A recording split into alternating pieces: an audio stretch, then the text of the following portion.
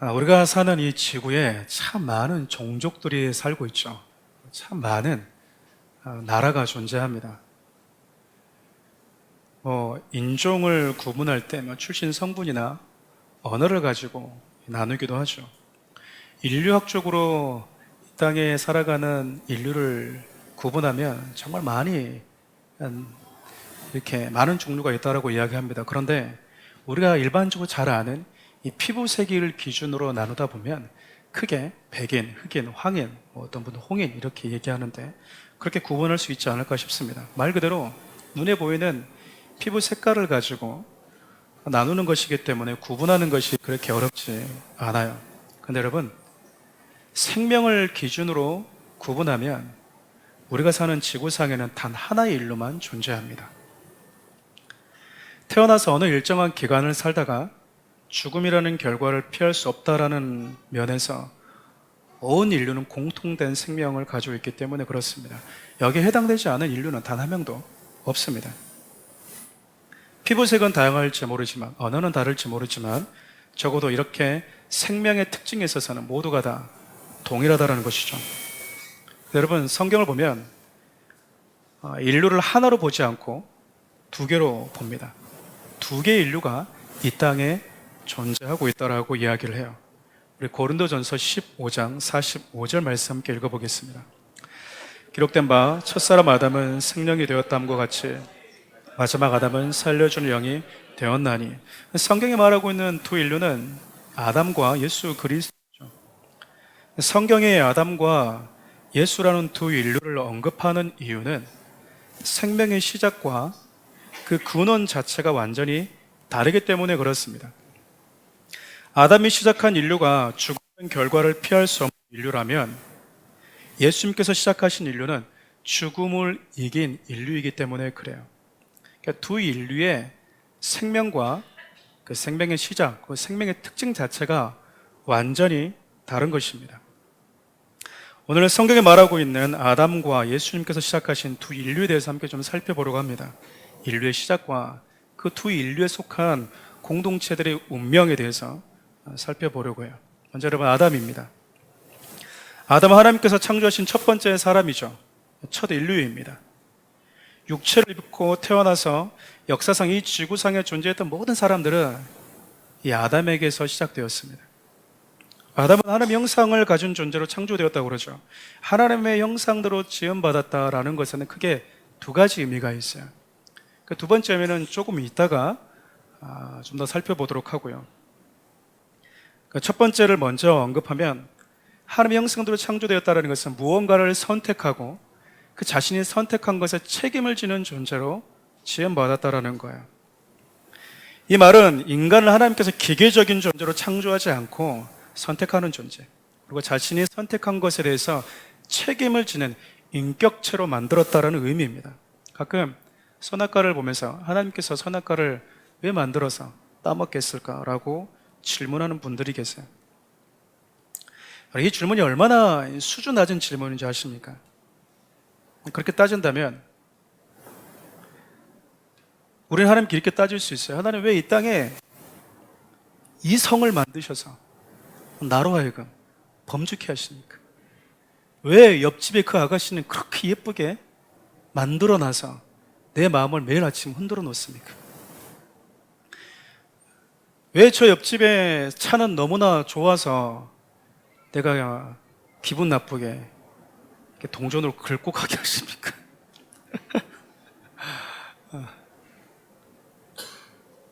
수많은 질문들이 나올 수 있지 않겠습니까? 자신의 하는 행동에 대해서 책임지지 않고 변명하고 탓하고 싶은 마음은요, 사단의 유혹에 취해 있는 자들의 특징이라고 할 수 있어요. 여러분, 그들의 주장대로라면 하나님은 세상을 더럽고 유치하고 보기 좋지 않게 창조해야지 옳았던 겁니까? 하나님께서 이 땅을 만드실 때 보기 좋게 선하게 만드셨다고 하는 것에 대해서 인간들이 이렇게 반응하는 것은요, 스스로가 하나님이 인간을 존엄하게 대하는 것을 포기하는 것과 같아요. 우리 주위를 둘러보면 책임지지 않아도 누구도 거기에 대해서 토를 달지 않는 크게 그런 분들이 한 몇 가지 있어요. 그 중에 하나가 여러분, 기계에 대해서는 우리는 책임을 묻지 않습니다. 기계가 돌아가다가 기계가 멈추잖아요. 기계 앞에서 너 이 순간 멈추면 돼, 안 돼? 라고 화를 내거나 멈춘 것에 대해서 기계 앞에서 책임을 묻고 있다면 그 사람은 상당히 돌봄이 필요한 거죠. 네. 기계 앞에서 그 기계에 대해서 책임을 묻지는 않아요. 또 책임을 묻지 않는 게 있는데 바로 태어나는 갓난 아이들에게는 책임을 묻지 않습니다. 무언가를 선택할 수 있는, 무언가를 책임질 만한 존재가 아니라고 우리 모두가 인정하기 때문에 그래요. 또 책임을 우리가 묻지 않은 사람 있죠. 360을 머리에 꽃 꽂고 다니는 분에게는 우리가 책임을 묻지를 않습니다. 예전에 여러분 영화 중에서 이게 동막골이라는, 웰컴 투 동막골이라는 그 영화를 보면 이 주인공이 머리에 꽃 꽂고 나타납니다. 총을 들고서도 두려워하지 않고 그 앞에서 실실 이렇게 웃는 그 여인을 향해서 북한군이 이렇게 얘기하죠. 자기 상관에게 머리에 꽃 꽂았시오. 그럼 끝나는 겁니다. 머리에 꽃 꽂았다는 얘기 무슨 말이에요? 책임지지 않아도 된다라는 거예요. 여러분, 하나님이 저와 여러분들 책임지는 존재로 여기신다는 것이 어떤 의미인지 아시겠습니까? 우리를 머리에 꽃 꽂고 다니는 존재로 여기지 않는다는 거 아니겠어요? 기계로 여기지 않는다라는 거죠. 존귀하게 여긴다라는 의미가 담겨져 있는 거예요. 인간은 그렇게 존귀한 존재로 지음을 받았다라는 겁니다. 그러나 여러분, 인간은 임의로 할 수 있는 것이 있지만 할 수 없는 것이 있어요. 우리 창세기 2장 16절 함께 보겠습니다. 여호와 하나님이 그 사람에게 명하여 이르시되 동산 각종 나무의 열매는 내가 임의로 먹되. 이 말이 무엇을 의미할까요? 인간은 임의로 할 수 있는 것이 있다라고 하나님이 인정하시는 겁니다. 그리고 임의로 할 수 있는 그 범위 내에서 마음껏 자신의 선택권을 활용할 수 있어요. 하나님께서 임의로 허용하신 것들을 우리가 취해서 먹을 때 몇 개를 먹어야 될지 하나님이 정해주지 않으십니다. 얼마 정도 먹어야 될지 하나님이 말씀해 주지 않아요. 그것은 우리 고유의 선택권이에요. 예컨대 여러분, 중국집에 가서 무엇을 먹을지, 어떤 옷가게 가서 어떤 색상의 옷을 살지, 어디로 이사를 할지, 어느 곳에 투자해야 될지는 여러분 선택이에요. 고유의 선택이라고요. 물론 성도들은 그 안에서 내가 하는 선택에 대한 동기를 들여다보기도 하죠. 그러나 하나님이 허용한 범위 내에서 우리는 마음껏 무언가를 선택할 수 있습니다. 가끔씩 우리가 하는 선택에 대해서 책임지지 않고 무조건적으로 의존하려고 하는 분들이 계세요. 그런 분들을 자주 하는 게 이제 돈을 주고 무속인들을 찾아가는 거죠. 선택할 수 있는 인격체가 가진 또 다른 특징이 하나가 있어요. 그것은 여러분, 내게 누군가가 호의를 베풀어 줄 때 사랑과 감사로 반응한다라는 겁니다. 하나님은 아담을 창조하신 후에 그에게 선악과만 빼고 모든 것을 다 허락을 하셨죠. 여러분, 그렇다면 여기에 대한 정상적인 반응은 무엇이겠습니까? 감사 아닙니까? 하나를 제외한 모든 것을 허용하셨다면 우리는 감사로 반응해야 되잖아요. 물에 빠진 사람 살려줬더니 보따리에 내놔라 하는 태도로는 우리 모두가 정상적인 반응으로 여기지 않아요. 감사를 잊어버렸네. 감사를 잃어버렸네. 라고 반응하지, 당연하네라고 우리는 반응하지 않잖아요. 때문에 정상적인 인격을 가진 자는요, 예수님께서 십자가에서 나의 과거의 죄와 현재의 죄와 미래의 죄를 다 용서하셨습니다 라는 이 선언을 들을 때 송구함과 감사함과 은혜로 반응하게 됩니다. 그런데 여러분, 비인격적인 존재는요, 아싸, 이제 미래 죄까지 다 용서했으니까 이제 좀 편안하게 부담 없이 내가 좀 죄를 지어도 되겠구나라고 반응하죠. 여러분, 이렇게 반응하는 것은 스스로가 하나님의 형상을 상실한 자라고 말하는 것과 똑같아요. 근데 여러분, 인간이 임의로 할 수 없는 것이 있고 또 해서는 안 되는 것이 있음에도 불구하고 그 해서는 안 되는 선악과를 취하게 됩니다. 문제는 선택하는 존재이자 책임지는 인격체로 지음받은 인간의 생명이 하나님께서 금하신 선악과를 취함으로 인해서 상실되어 버렸다는 거예요. 창세기 2장 7절 말씀입니다. 선악을 알게 하는 나무의 열매는 먹지 말라. 내가 먹는 날에는 반드시 죽으리라 하시니라. 사단이 아담과 하와에게 다가와서 하는 말이 뭡니까? 너도 하나님처럼 될 수 있다라는 거죠. 하나님이 그것을 싫어한다. 네가 하나님처럼 되는 걸 싫어한다. 그래서 먹지 말라고 말씀하신 거다라는 말로 유혹을 했어요. 결국 여러분, 인간의 타락은요, 자신이 하나님이 되고자 하는, 즉 하나님 주신 피조물이자 청지기의 자리를 지키기를 거부하고 스스로 왕이 되고 싶어하는 탐욕에서 시작되었다고요. 그래서 여러분, 예수를 믿는다는 의미의 그 첫 번째가 내가 주인이 아니라는 것을 고백하는 거거든요. 여러분, 근데 선악과를 먹게 됐을 때 인간에게 죽음이 찾아왔지만 또 선악과를 먹으면서 인간에게 나타난 현상이 또 한 가지가 있습니다. 창세기 3장 22절입니다. 여호와 하나님이 이르시되 보라, 이 사람이 선악을 알게 하는 일에 우리 중 하나같이 되었으니 그가 그의 손을 들어 생명나무 열매도 따먹고 영생할까 하노라 하시고, 하나님의 인간이 하나님처럼 선악을 알게 하는 자 중에 하나가 되었다라고 이야기합니다. 그럼 선악을 알게 되었다면 좋은 거 아닙니까?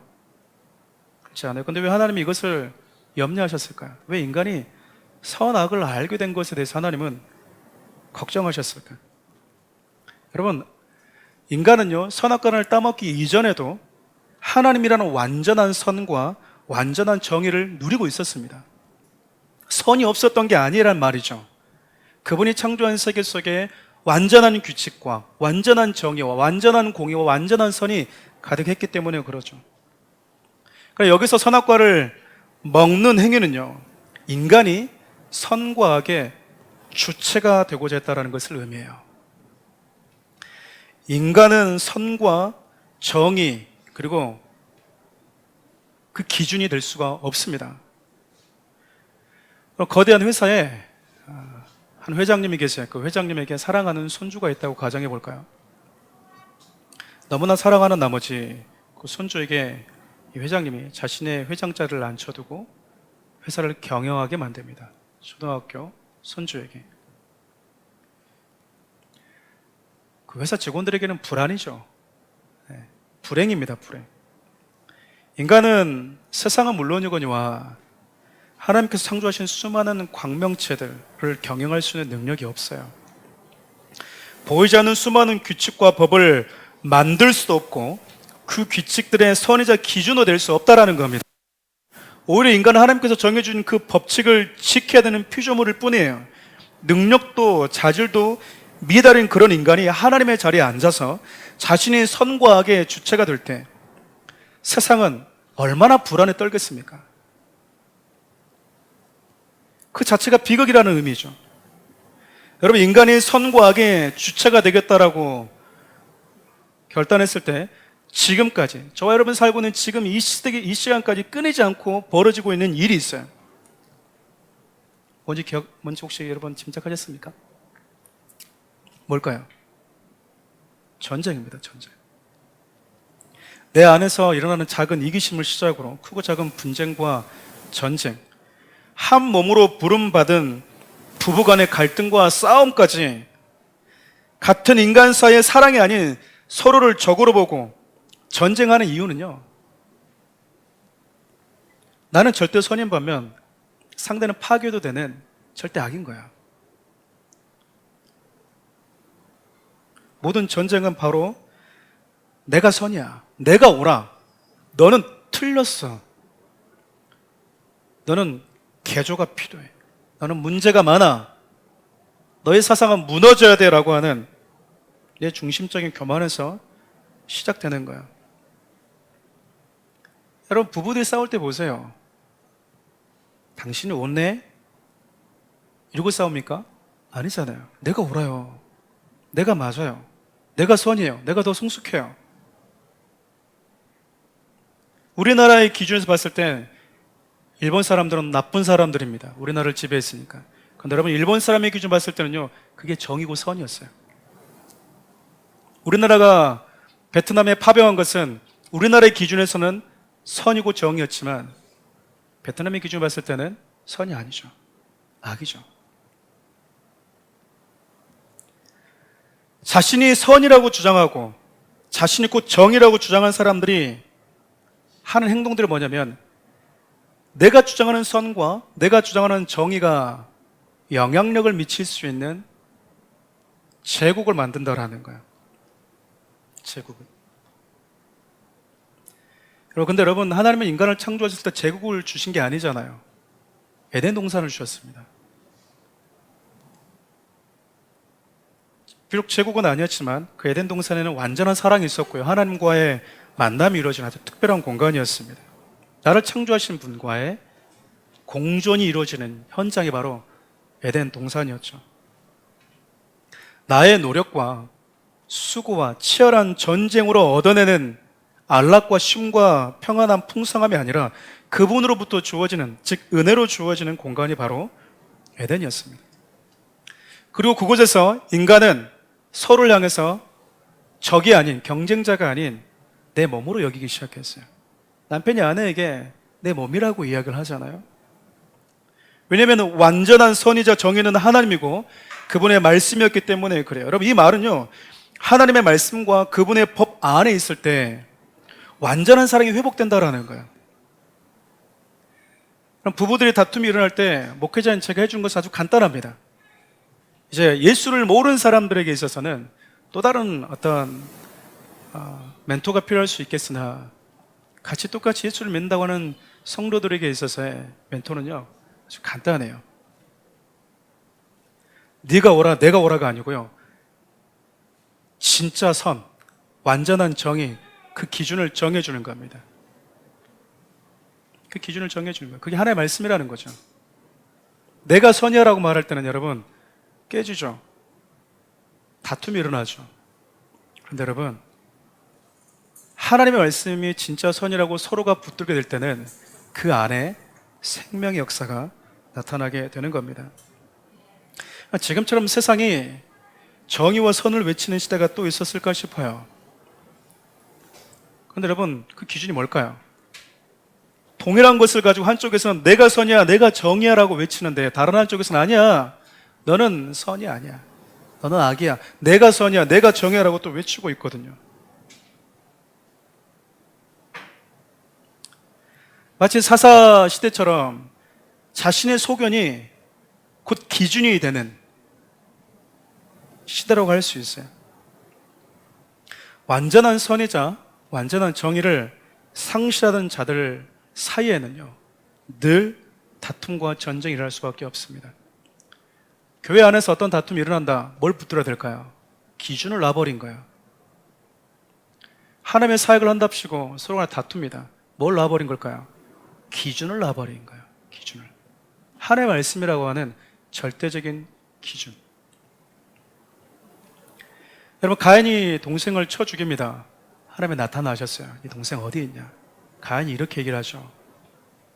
내가 동생을 지키는 자입니까? 여러분, 형은요, 동생을 지키는 자입니다. 근데 뭐라고 얘기하냐면, 내가 왜 지켜야 됩니까? 책임을 지지 않는 거예요. 예수님을 성경에서는 우리의 맏형이라고 표현하시는데, 그럼 우리의 큰 형이었던, 맏이었던 예수님은 우리를 위해서 어떻게 하셨냐 그 말이에요. 우리를 지켜내잖아요. 보호하시잖아요. 이런 수많은 내 중심적인 사고로 인해서 크고 작은 갈등과 다툼과 분쟁과 전쟁이 첫 사람이었던 아담, 첫 인류가 만들어낸 세상이었습니다. 아담의 죄로 인해서 인간 세상에 자신이 절대 선이고 절대 정이라고 외치는 자들이 많아졌어요. 그런데 결국 죽음이라는 결과를 피할 수 없는 운명이라는 점에서는 똑같습니다. 첫 인류였던 아담의 이런 행동으로 인해서 온 인류가 무슨 운명을 피할 수 없게 되었다고 얘기하냐면요, 죽음이라는 운명을 피할 수 없게 되었다라고 이야기를 합니다. 우리 히브리서 9장 27절 함께 읽어볼까요? 한번 죽는 것은 사람에게 정해진 것이요 그 후에는 심판이 있으리니 하나님께 주신 생명 위치를 벗어난 결과로 인해서 인간들은요, 죽음을 피할 수 없는 존재로 전락해 버렸다라고 이야기를 합니다. 사랑하는 우리 성도 여러분, 인간이란 존재는요, 할 수 있는 게 있고요, 할 수 없는 게 있습니다. 그리고 해도 되는 게 있고 해서는 안 되는 것이 있어요. 우리가 이 사실만 인정해도 선악과 논쟁은 마침표가 찍히는 거예요. 마지막 눈 감은 그 순간까지 하나님은 선악과는 왜 만들었습니까? 미결된 채 해결받지 못하고 가는 그런 사람 되면 안 되는 것이죠. 우리가 이걸 인정하는 거야. 내가 할 수 없는 게 있구나. 내가 해서는 안 되는 것이 있구나. 자녀를 키우면서 그리고 부모가 되어보면서 제가 사실 참 많이 느끼게 됩니다. 정말 사랑하지만 허용할 수 없는 게 있더라고요. 정말 내가 내 생명처럼 사랑하지만 그가 행복하길 원하지만 줄 수 없는 게 있고 해서는 안 되는 게 있다고 말할 수밖에 없고 허용할 수 없는 게 있음을 제가 자녀를 키우면서 알게 됐어요. 인간은 하나님이 아닙니다. 하나님은 하나님을 창조한 게 아니에요. 그리고 인간은 하나님이 될 수도 없습니다. 인간은 생명의 근원이 아니라는 말이죠. 인간은 포도나무가 아니라 거기에 붙어있는 가지예요. 거기에 붙어있을 때 생명을 유지할 수 있는 가지와 같아요. 인간이 결코 생명의 근원이 될 수 없다라는 이 사실을 범죄하면서 우리가 다 알게 되었잖아요. 이 사실을 깨닫는데 도대체 얼마나 더 큰 증거가, 더 큰 사건이, 더 큰 증거와 더 많은 시간이 필요할까요? 만약 우리가 생명의 근원이라면 단절되어도 죽음 우리를 지배하지 못하지 않았겠습니까? 그런데 그럼 바울은요, 우리가 단절되니까 그 아담의 한 사람 때문에 그가 만들어내는 인류 자체가 모두 죽음이라는 운명을 피할 수 없는 존재로 전락해버렸다. 왜죠? 그가 단절됨으로 인해서. 오늘 본문 17절 상반절과 19절 상반절 함께 읽어보겠습니다.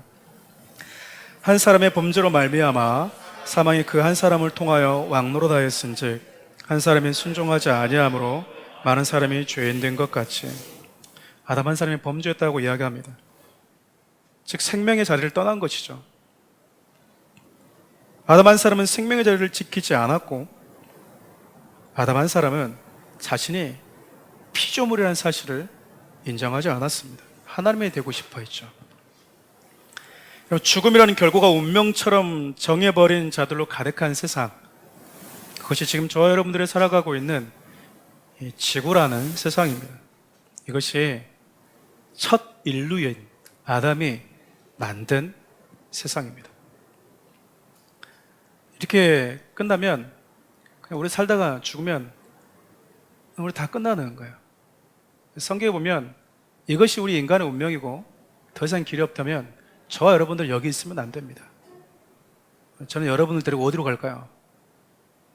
노세 젊어서 노세로 여러분들을 정말 즐길 수 있는 곳으로 제가 다 데려갈 겁니다. 들어라 한참 하면서. 여러분, 예수님이 한 인류밖에 없던 그 세상에 완전히 새로운 인류로 오셨어요. 아담이란 인류밖에 없던 이 지구상에 완전히 다른 인류가 또 한 분이 들어오셨습니다. 그분이 바로 예수 그리스도예요. 고린도전서 15장 46절에서 47절 함께 읽어보겠습니다. 그러나 먼저는 신령한 사람이 아니요 육의 사람이요 그 다음에 신령한 사람이니라. 첫사람은 땅에서 났으니 흙에 속한 자이거니와 둘째 사람은 하늘에서 나셨느니라. 아담은 흙에 속했다. 그런데 예수님은 하늘에 속했다. 하늘에 속했다는 말은요, 아담의 씨가 만드는 인류와는 전혀 다른 인류라는 의미예요. 우리가 예수님께서 성령으로 잉태되었습니다라는 말을 매 주일마다 사도 신조를 통해서 고백을 하거든요. 그 외아들 우리 주 예수 그리스도를 믿사오니 이는 성령으로 잉태되었다. 성령으로 잉태되었다는 말은요, 아담의 인류가 아니라는 거예요. 아담의 씨와는 전혀 다른 인류라는 겁니다.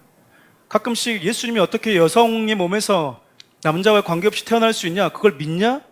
라고 질문하는 분들이 있어요. 그걸 믿으니까 우리가 예수를 믿는 거예요. 만약 예수님이 태어났음에도 불구하고 남자와 여자와의 관계에서 태어났으면 여러분 우리는 그분을 믿으면 안 됩니다. 존경할 수는 있으나 우리 구원자에 대한 자격 미달이라고요. 왜일까요? 그분도 죽음이라는 운명을 피할 수 없는 아담의 인류이기 때문에 그래요. 서두에 얘기했던 것처럼 이 세상에는 두 인류가 존재한다라고 이야기를 했습니다.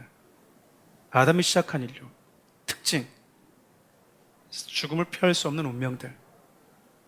예수님의 인류는요, 죽음을 초월하는 인류입니다. 영원한 생명은 영원성을 가지고 있는 존재만이 줄 수 있어요. 예수님께서 이런 생명 우리에게 회복시켜 주시기 위해서, 그래서 아담의 인류의 비참한 운명을 가지고 살 수밖에 없는 우리들을 새로운 인류로 만들어주기 위해서 무슨 일을 하셨는지 우리가 좀 살펴볼 필요가 있습니다. 먼저 하나님은 예수님을 하나님의 완전한 형상이다라고 표현을 합니다. 서두에 제가 하나님의 형상대로 지음받았다라는 것 두 가지를 말씀드리겠다고 했는데, 그 두 번째가 바로 이거예요. 골로새서 1장 15절과 고린도후서 4장 4절을 보면 성경은 예수 그리스도를 하나님의 완전한 형상이다라고 이야기합니다. 즉 이 말은 예수님을 보면, 그분의 삶을 보면 원래 하나님께서 인간을 창조했을 때 그분이 기대하셨던 게 무엇인지를 알 수 있어요. 예수님의 삶 자체가 하나님의 형상을 완벽하게 보여주기 때문에 그렇죠. 그래서 우리가 하나님의 형상을 회복한다는 것을 다른 말로 표현하면 예수님의 삶을 취한다라는 거예요. 예수님은요, 이 땅에 사시면서 인간의 하나님 주신 아름다운 형상을 잃어버렸던 아담과는 전혀 다른 삶을 우리에게 보여주시죠. 범죄에서 온 세상을 사망의 저주 아래 빠뜨려버렸던 아담과 달리 예수님은 저와 여러분들에게 완전히 새로운 모습을 보여주십니다. 아담은요, 자신이 하나님이 되어서 하나님이 정해주신 법과 규칙을 지키며 살기를 거부합니다. 제가 종종 언급하기도 하지만 광고에 그런 광고들 참 많이 나오잖아요. 나는 나야. 이거 하나님이 모세에게 당신을 애굽에 보낼 때 썼단 말이거든요. 나는 나야. 이게 헬라어로는 에고에임이라는 표현인데, 요한복음에 보면 예수님이 나는 나야 라고 표현해요.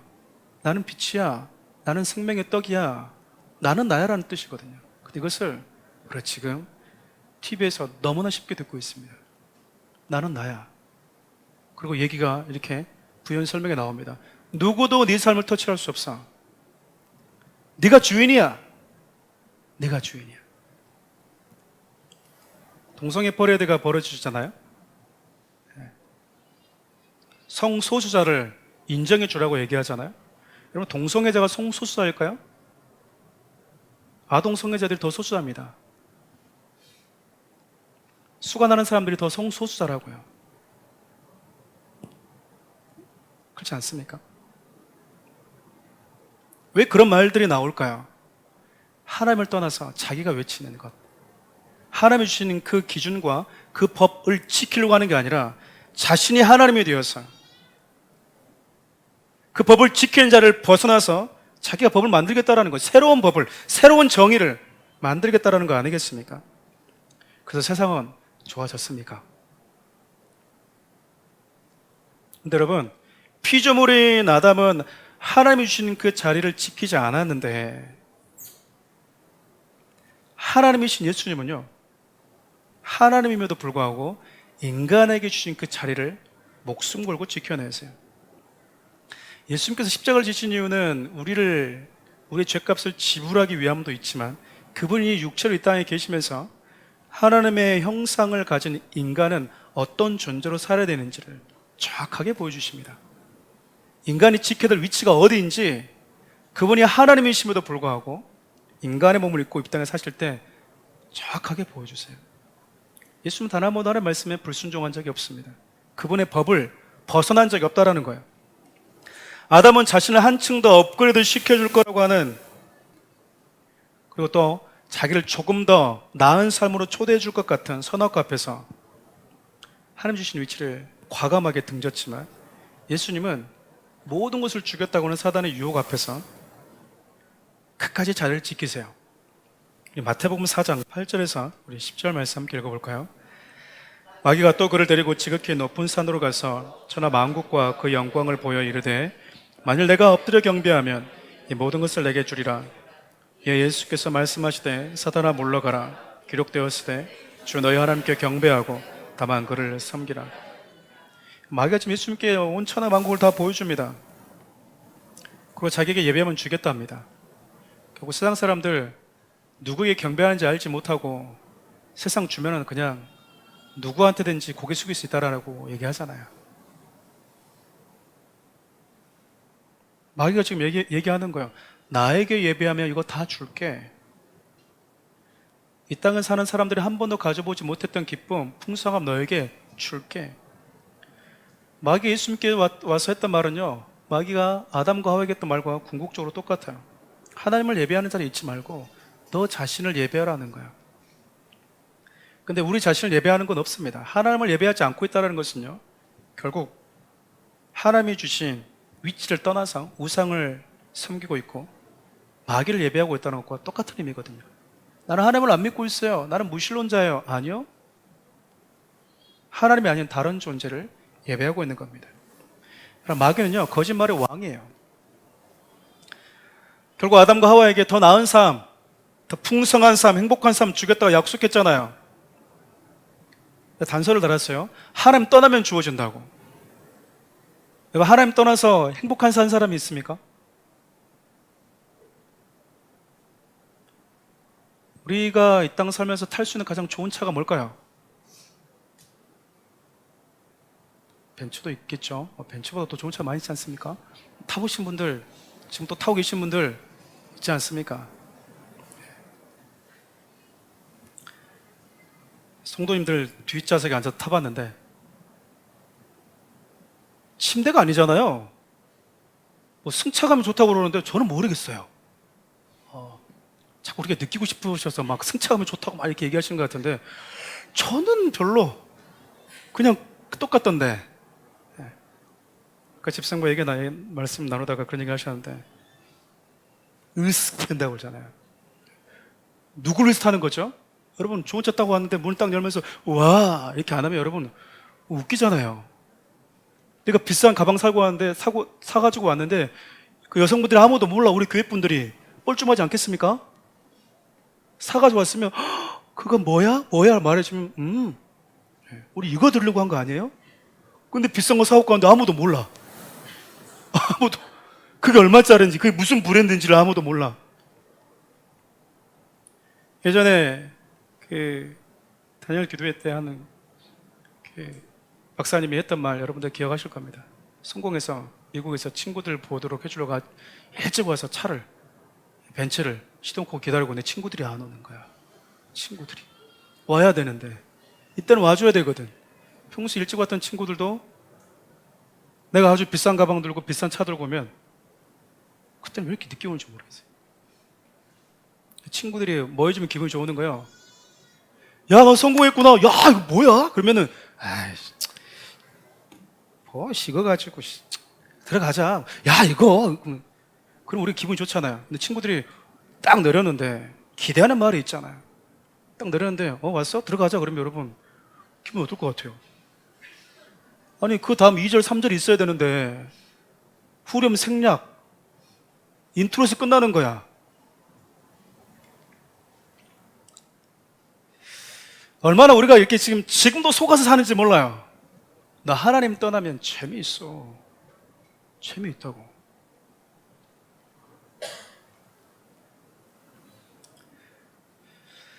중학교 때 만났던 친구들이 있었어요. 저는 여러분 보시다시피 착하게 생기지 않았습니까? 근데 제가 술과 담배를 해본 적이 한 번도 없는데 별로 시간을 낭비하고 싶지 않아서 안 했는데 제가 운동을 좋아해서 운동 좋아하니까 제가 조금 없어 보여도 친구들이 좋아하더라고요. 왜냐면 운동을 같이 하려면 운동 잘하는 친구가 있어야 되잖아요. 그래서 돈 있는 좀 친구들, 잘 사는 부잣집 친구들. 근데 중학교 때 부잣집 친구들이 뭐 하냐면 몰래 술을 마시더라고요. 술을. 그래서 고등학교를 갔어요. 그때 제가 운동을 좋아했거든요. 축구도 좋아하고. 친구들 늘 저와 노는 거죠. 그러다 보니까 또 잘 사는 친구들이 있는 거예요. 놀러 가자고 그러는데 제가 놀러 갈 수가 없죠. 왜죠? 저는 걔들하고는 삶의 규모가 다르니까. 근데 그 아이들이 중간고사 끝나면 가는 곳이 있었어요. 양주를 마시러 가더라고요. 양주를 마시러. 대학을 갔습니다.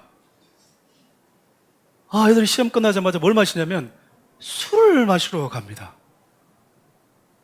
시간은 지났는데 달라진 게 아무것도 없더라고요. 시간은 지났는데 아이들이 노는 게 똑같아요. 사회생활을 하게 됐습니다. 3년 정도. 밥 먹고 회식하는데 어디로 갔을까요? 술 마시러 갔습니다. 술 마시러 갔어요. 보면서 인간들 참 불쌍한 거예요. 얼마나 놀 곳이 없으면 결국 찾아낸 게 술이 주는 그 잠깐의 즐거움인가? 술이 주는 즐거움인가? 승진했니? 한 잔 마셔야지. 이번에 떨어졌어? 한 잔 마시고 잊어버려. 여자친구 생겼어? 한 잔 마시자. 헤어졌어? 이별주 마시러 가자. 결혼했어? 축하주 마셔야지. 이번에 아들 서울대 갔다면서 한 잔 마셔야지. 그래 가자. 떨어졌어? 가자. 한 잔 마시러. 어디야? 어디야? 나와 한 잔 마시러 가게. 놀 데가 그리 없을까 싶어요. 놀 곳이 얼마나 없으면 기승전결 술인 거예요. 술 먹고 잊어버려. 잊어집니까? 잊어졌어요, 여러분? 안 잊어지잖아요. 안 잊어져요, 여러분. 마신 분들 다 경험해봤잖아요. 안 마셔본 분들처럼 이렇게 거짓말에 속지 마십시오. 속지 마시라고. 그 순간순간에 중독되어지는 그 즐거움으로 우리를 끌고 가서 이 녀석이 결국 우리를 빠뜨린 곳은요, 죽음이라는 나락이에요. 하나님이 주신 자를 다 떠나게 만들어버립니다. 근데 여러분, 예수님은요, 우리에게 여기가 하나님께서 인간에게 주신 자리다. 인간은 예배자가 절대 될 수 없어.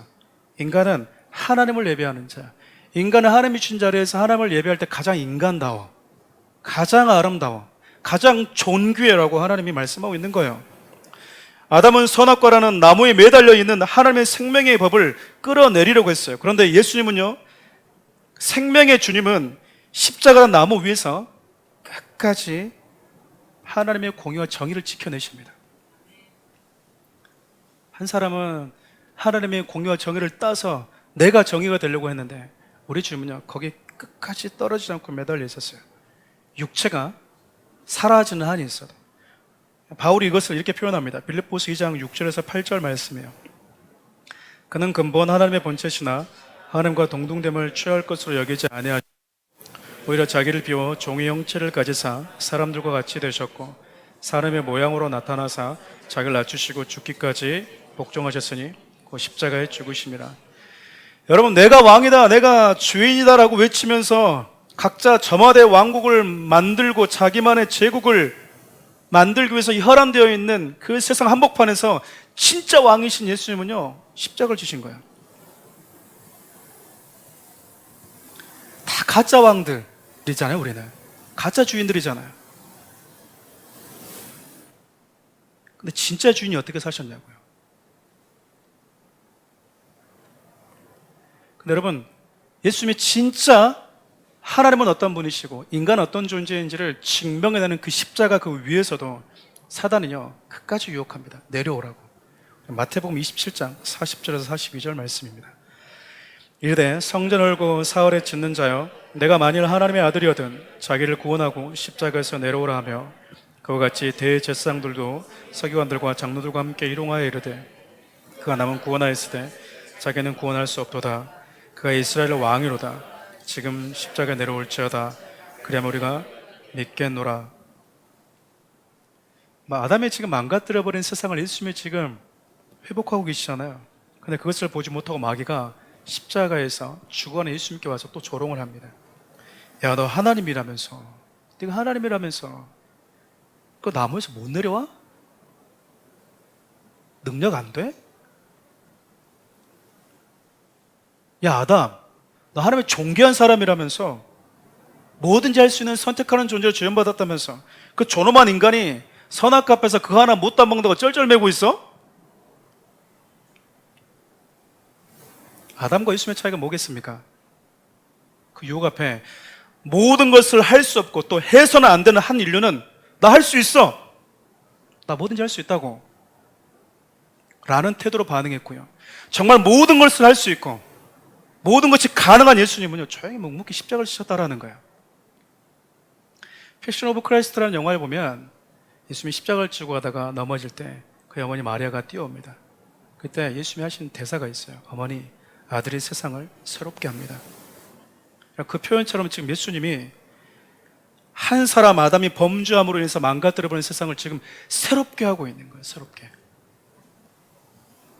말씀을 정리할까요? 사랑하는 우리 성도 여러분, 예수님은 절망적인 아담의 인류 안에 살아가는 저와 여러분들을 이렇게 새로운 생명의 공동체로 옮겨주신 분이세요. 그렇게 우리는 그분의 은혜를 입은 자들입니다. 여러분 지금 어떻게 살아오고 계십니까? 여러분이 서 있는 가정에서 남편이라는 타이틀을 달고 아내라는 타이틀을 달고 여러분 어떻게 살아오고 계십니까? 여러분 삶의 기준은 무엇입니까? 여러분 가정의, 여러분 부부관계의 기준은 말씀이십니까? 여러분이십니까? 여러분이 서 있는 직장과 삶의 현장에서 여러분 어떤 한 사람을 살아가고 계십니까? 나 뭐든지 할 수 있어. 네, 할 수 있습니다. 선할까요? 따먹을 수 있습니다. 건드릴 수 있어요. 성도라고 술을 못 마십니까? 성도라고 담배를 못 핍니까? 성도라고 외도를 못 합니까? 할 수 있어요.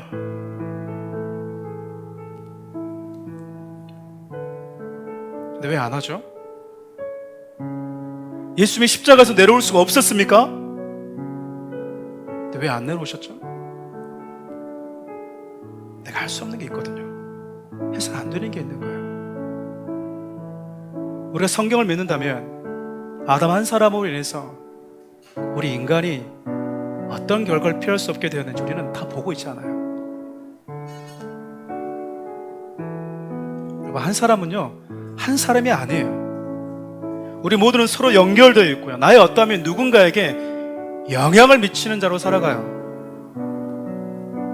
여러분, 예수님은 순종할 의무가 없습니다.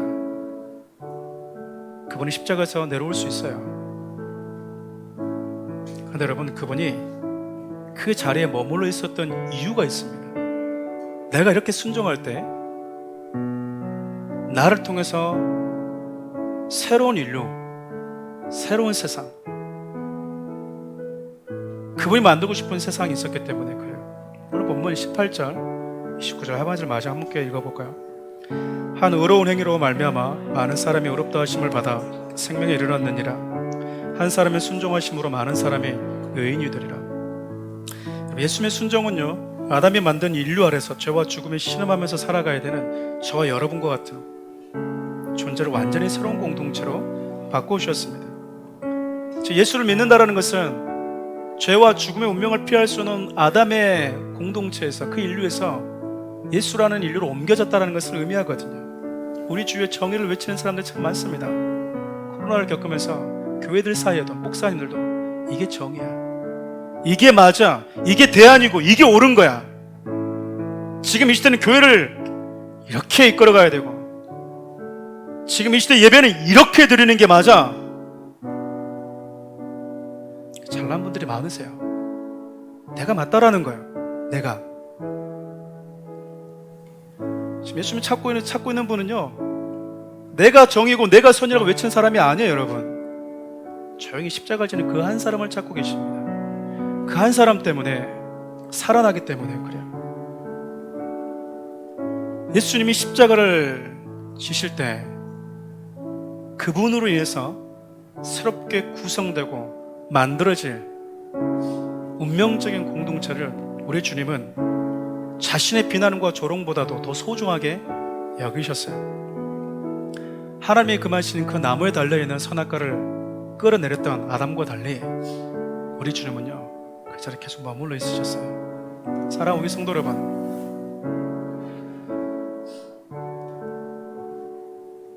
우리 좀 겸손하게 좀 인정합시다. 겸손하게 내가 할 수 없는 게 있구나, 내가 해서는 안 되는 게 있구나, 나의 위치가 어디인가, 나라는 한 사람의 말과 행동으로 인해서 그분의 나라와 그분의 공의가 이루어지는가,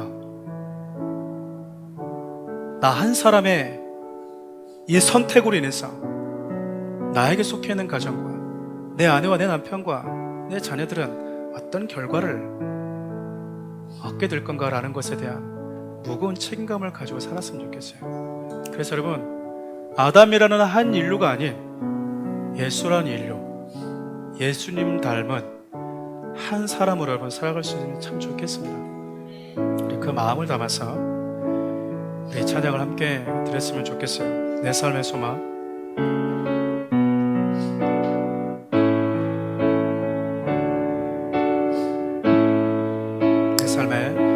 내 삶의 소망,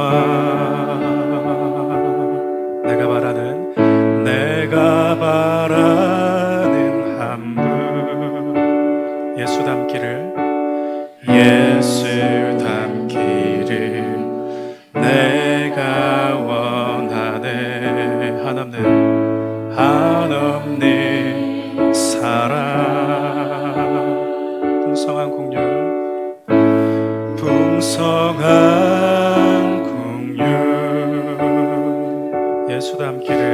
예수 닮기를 내가 원하네.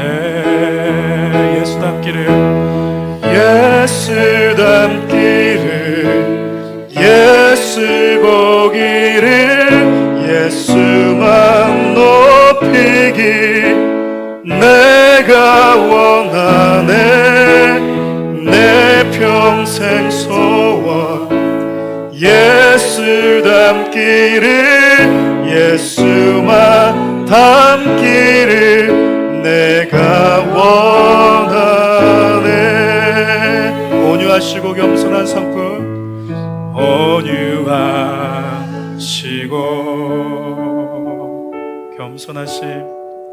겸손하신 성품, 예수 닮기를 내가 원하네. 자비하시고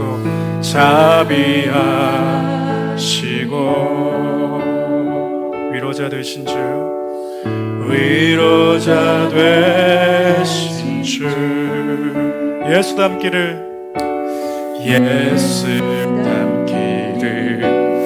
내가 원하네.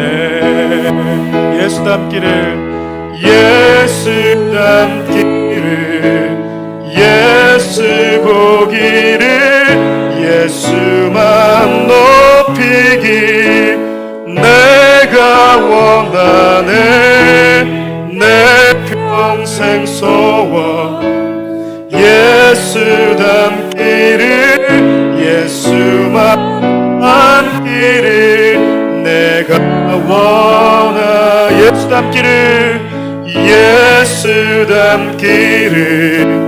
예수 보기를, 예수만 높이기 내가 원하네. 내 평생 소원, 예수 닮기를, 예수만 닮기를 내가 원하네. 우리 반주 없이 가슴에 손 얹고 다시 한번 부릅시다. 우리 무반주로 함께 찬양할까요? 예수 닮기를, 예수 보기를, 예수만 높이기 내가 원하네. 내 평생 소원, 예수 보기를, 예수만 닮기를 내가 원하. 다시 한번 예수 닮기를, 예수 닮기를, 예수 보기를, 예수만 높이기 내가 원하. 내 평생 소원, 내 평생 소원, 예수 닮기를, 예수만 닮기를 내가 원하네. 한번 기도합니다. 그럼 아담만 선악과를 따먹었을까요? 하나님의 말씀이 기준이 되지 않는 내 삶, 하나님의 말씀이 내 삶을 지배하지 않는 내 가정, 내 관계, 내가 옳다고 여전히 싸우고 내가 완전한 선이고 내가 정의라고 외치면서 살아가는 우리 가정, 내 삶의 현장 다 하나님이 주신 위치를 범한 자들 아니겠습니까? 사랑하는 성도 여러분, 우리 뭐든지 할 수 있습니다. 오늘 예배 끝나고 가서 여러분 맥주 한 잔 마실 수 있어요. 뭐든지 할 수 있다고요. 근데 우리가 왜 하지 않습니까? 모든 사람들이 나는 임의로 할 수 있는 것이 있고 모든 것을 해도 된다라고 하는 그 세상 속에서 아니야, 내려오면 안 되는 곳이 있고 해서는 안 되는 곳이 있다라는 것을, 그것이 인간이라는 것을 우리 주님처럼 십자가 위에서 조용히 보여줄 수 있는 성도, 하나님은 지금 그 한 사람을 저 여러분들에게 요구하고 계십니다. 여러분 그 한 사람 될 수 있도록 한번 기도합시다. 구호를 외치고 내가 맞다, 옳은 말을 가지고 내가 옳다라고 상대를 제압하는 그런 삶에서 이제 조용히 묵묵히 십자가를 지면서 하나님의 사람은 어떤 사람인지를, 하나님의 형상대로 지음받은 자들은 어떻게 살아야 되는지를 우리가 보여줄 수 있는 자, 보여주는 교회 되게 달라고 한번 기도하면서 나갑시다. 기도할까요? 하나님 감사합니다. 사랑하는 귀한 성도들의 삶을 우리 주님이 돌아보여 주십시오. 아담뿐이겠습니까? 하나님 내 인생 가운데 나 역시 얼마나 많은 선악과를 취하고 하나님 주신 그 자리에서 벗어나서 내가 뭐든지 할 수 있다라는, 나는 뭐든지 해도 된다라고 하는 스스로의 합리화, 나도 모르게 하나님이 그 자리에 앉아서 누군가를 판단하고 정죄하고 살아갔던 모습들 우리 안에 있었습니다. 하나님 우리를 불쌍히 여겨 주십시오.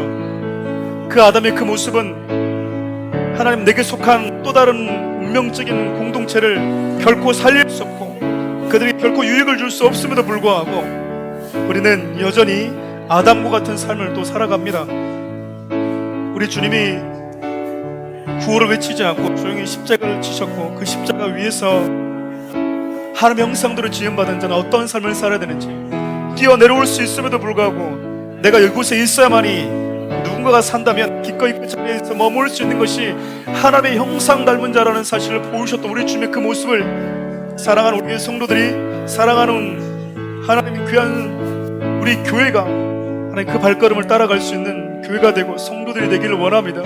귀한 성도들의 삶 현장 가운데 하나님의 주신 은혜가 있기를 원합니다. 하나님의 주신 사랑이 있기를 원합니다. 우리 주님이 내 삶의 기준이 되고 우리 주님이 내 삶의 주인이 되시고 우리 주님이 내가 지켜야 될 규율이자 법이 되고 기꺼이 그 말씀 가운데 머물 때 내 인생에 참된 행복이 주어짐을 우리가 더 이상 유혹에 사단의 거짓말에 속지 않게 도와주십시오.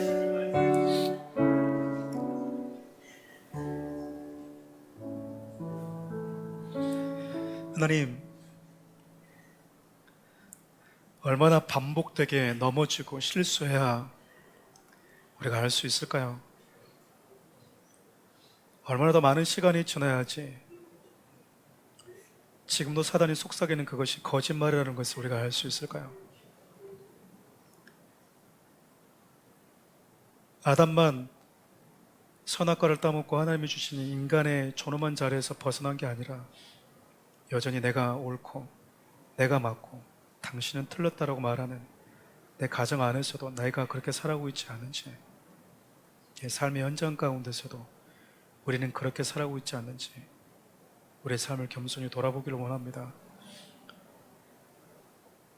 십자가에서 내려올 수 있음에도 불구하고 그것을 하지 않으신 이유는 우리 주님이 그렇게 그 자리에 있으셔야 우리가 살 수 있었기 때문이라는 사실을 우리 주님이 아셨기 때문입니다. 사랑하는 귀한 성도들이, 그 사랑하는 우리 교회가 뭐든지 할 수 있고 세상 사람들과 똑같이 살 수 있음에도 불구하고 내가 주인이요 내가 하나님처럼 살아가는, 임의로 할 수 있는 것과 할 수 없는 것이 있음에도 불구하고 모든 것을 다 하고 살아가고자 하는 욕망으로 가득 찬 세상 가운데서 할 수 있으나 해서는 안 되고 하지 말할 것이 있음을 우리 주님처럼 우리의 삶의 현장 가운데서 보여주는 예수님 닮은 한 사람으로 살아가게 하여 주옵소서. 우리를 새로운 인류 공동체로 만드시기 위해서 십자가에서 내려올 수 있음에도 불구하고 여전히 그 자리에 머물러 계셨던 예수 그리스도의 그 은혜와 우리를 아름답고 존귀하게 창조하신 하나님의 그 사랑과 날마다 우리가 머물러야 될 삶의 현장이 어디 있는지 가르쳐 주시고 교육하시는 성령 하나님의 은혜가 사랑하는 교회한 성도들, 사랑하는 우리 교회 위에 나라와 민족과 이 땅의 교회들 가운데 함께 하시기를 간절히 축원합니다. 아멘.